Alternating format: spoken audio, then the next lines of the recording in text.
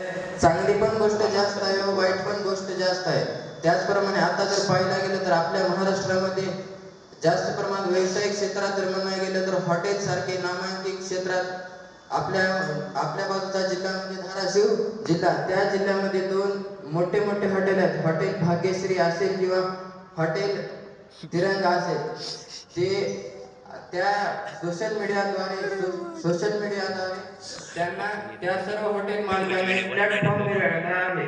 त्यांच्या लोकप्रियतेनुसार व त्यांच्या कष्टामुळे इंस्टाग्रामच्या रील्स असतील किंवा त्यांनी केलेले व्हिडिओ असतील त्याच्या मार्फत त्यांचा एक कला त्यांच्यात किंवा त्यांचे काय काय डायलॉग असतील ते फेमस झालेले आहेत.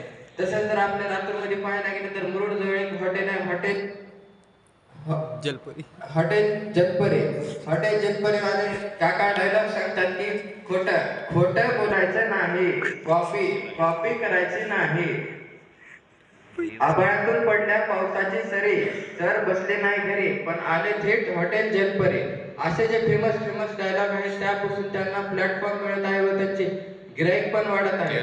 मोबाईल जर पाहायला गेलं तर शिक्षणामध्ये अनेक आता सध्या चॅट जीपीटीचं युग आहे. चॅट जीपीटी असेल, जिमिनी असेल, AI मुळे आपल्याला प्रत्येक काम करता येते.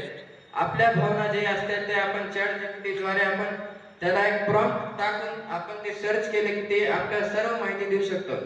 पण त्यामुळे आपली एक गोष्ट बिघडत आहे की आपल्या बुद्धीला त्यामुळे गंध चढत आहे. कारण आपली बुद्धी हे बंद पडायच्या अवस्थेत आहे. कारण आपण आपल्या भावना कधी आपण कुणाला सांगत नाही, हे आहे. काल परवा मी एक व्हिडिओ पाहिला होता. MPSC अकॅडमी असलेली विवेकानंद अकॅडमीचे विठ्ठल सांगणे सर ते सांगतात की मी माझ्या एका दिवशी आयुष्यात मी ठरवलं, पहिल्यांदा मोबाईल घेतला होता त्यावेळेस त्यांनी म्हणतात की मी स्टेटस टाकायचं ठरवलं होतं. तर त्या दिवशी त्यांनी म्हणले की मी स्टेटस काय टाकू हा प्रश्न पडला होता. तर त्यावेळेस त्यांनी शिकत असताना त्यांच्या सरांनी त्या दिवशी सांगितलं की जा बाळा मला मध्ये चहा घेऊन ये. मग त्या दिवशी त्यांनी विचार केला की मी जर सरांसाठी चहा देत असेल तर मी स्टेटस काय टाकू. तर सरांनी म्हणले जा माझ्या भावाला घेऊन ये. तर मी काय स्टेटस टाकू. त्यांनी याचा विचार केला पण त्यांनी स्टेटस त्या दिवशी टाकाय नाही. त्यांनी स्टेटस जेव्हा टाकलं तेव्हा त्यांनी पहिल्यांदा वनरक्षक अधिकारीमध्ये पोलिसांची जेव्हा पद भेटलं त्या दिवशी, तर त्या दिवशी त्यांनी त्यांचं स्वतःचं स्टेटस निर्माण करून स्वतःचा स्टेटस टाकण्याचा प्रयत्न केला.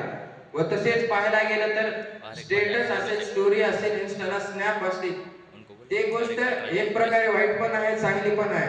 मोबाईलचा जर खरा वापर करायचा असला तर आज जो कार्यक्रम चालू आहे मोबाईल संस्कृती प्रगती आणि ज्ञान अधोगती, हा जर कार्यक्रम तुम्ही इन्स्टा असेल, फेसबुक असेल किंवा युट्यूब असेल त्या जर द्वारे तुम्ही लाईव्ह जर परफॉर्मन्स जर करत असाल तर आपल्यासारखे अनेक प्रेक्षक असतील किंवा अनेक श्रोते असतील त्यांना सुद्धा मोबाईलचे फायदे आणि तोटे काय असतील ते सगळ्याला समजेल व उमजेल.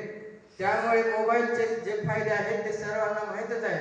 मोबाईलमुळे आपण सगळे चित्रपट पाहत असतात. चित्रपटामध्ये समजा एक व्यक्ती असेल, व्यक्तीचा समजा मर्डर झाला किंवा त्याची हत्या झाली तर त्यावेळेस आपण विज्ञानाच्या प्रगतीनुसार DNA असेल, DNA द्वारे आपण त्याच्या रक्त असेल किंवा हाडं किंवा दात याप्रमाणे DNA पासून आपण तो खुनी कोण आहे त्याचा शोध घेण्याचा प्रयत्न करू शकतात. याला खरं विज्ञानाची प्रगती म्हणतात.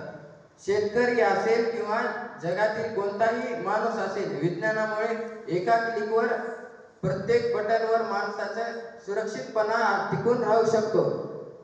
तसं बघायला गेलं तर आज तुम्ही आपल्या महाराष्ट्र असेल किंवा अनेक जिल्हे असतील त्या जिल्ह्यामध्ये पोलिसांचे अनेक क्रमांक आहेत. 100 असतील, 112 असतील, कोणती पण अडचण असेल, महिला असतील किंवा विद्यार्थी असतील किंवा कोणी का सुद्धा त्या नंबरवर जर कॉल केला ना तर ताबडतोब आपल्याला सुरक्षा भेटून जाते.